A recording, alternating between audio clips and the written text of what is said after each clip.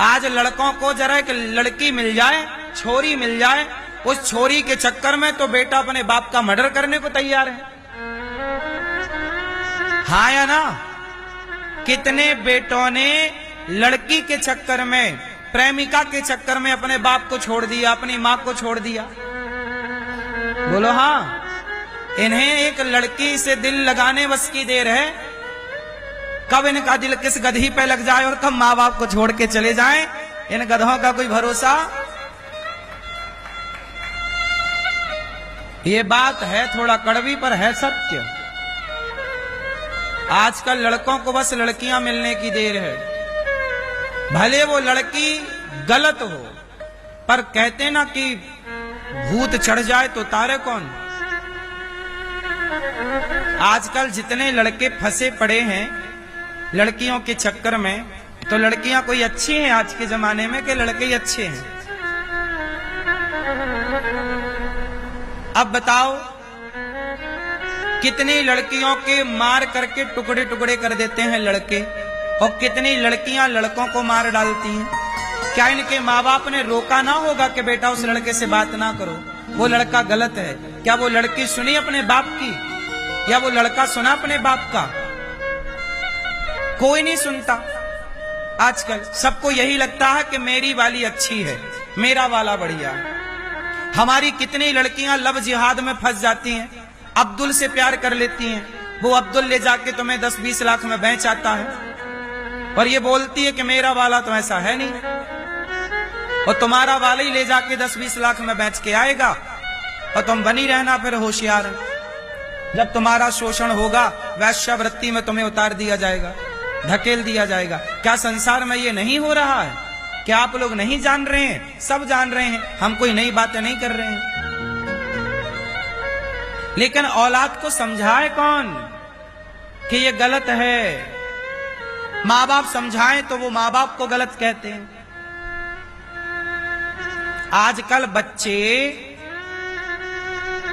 मनमाना करना चाहते हैं, हम जो कर रहे हैं हमें करने दो। यदि बाप ने रोका टोका तो बाप दुश्मन बन जाता है, माँ रोकी टोकी तो माँ दुश्मन हो जाती है।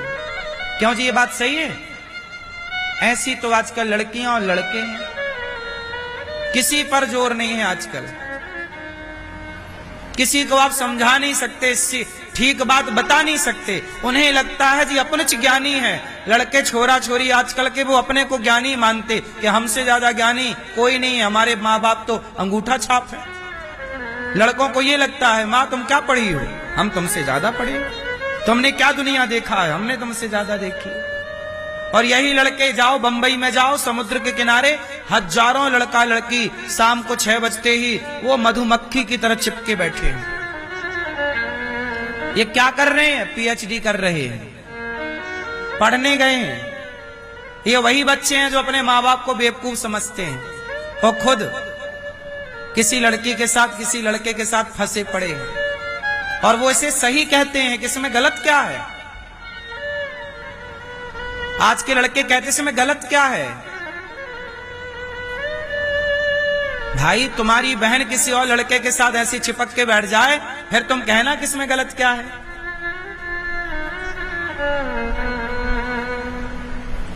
तुम कह सकते हो इसमें कि गलत क्या है? तुम्हारी बहन किसी लड़के के साथ बैठी है चिपक के, तुम भाई हो, तुम देख रहे हो, तो तुमसे कहा जाए यार इसमें गलत क्या है। और तुम दूसरी की लड़की के साथ बहन के साथ बैठे हो, तब तुम्हें लगता है ये सही है। खुद की बहन के साथ कोई बैठा तो गलत है, और तुम किसी और की बहन के साथ बैठो तो सही है। वाह, ऐसा न्याय करते हैं लड़के आजकल। हाँ या ना? ये बात सही है कि गलत है? इसलिए हम आपसे यही कहेंगे कि आप अपने बच्चों को संस्कारवान बनाओ, केवल शिक्षित ना करो। शिक्षा तुम्हारे बच्चों को तुमसे छीन लेगी, पर संस्कार तुम्हारे बच्चों को तुमसे कभी नहीं छीनेगा। शिक्षा एक बाप की दास्तां सुनाता हूं, सुनना। और ऐसी ये दास्तां कोई एक बाप की नहीं, हजारों बाप की है। सुनना। एक माँ और एक बाप मेरे पास आए, कुछ महीने हो गए इस बात को।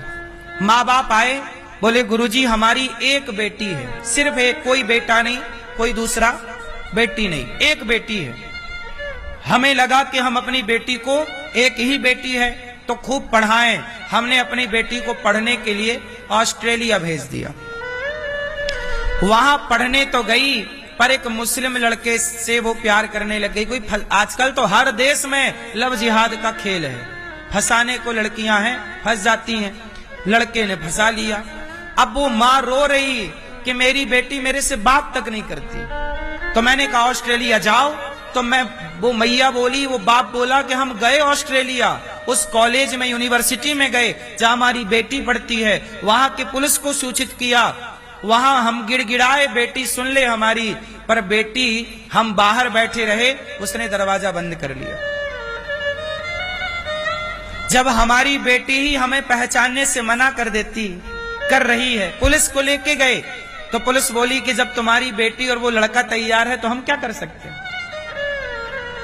लड़की मना कर रही है कि हम नहीं जानते बुढ़ा बुढ़ी को। सोचिए माँ बाप के लिए वो बेचारे ऑस्ट्रेलिया से रोते रोते आ गए।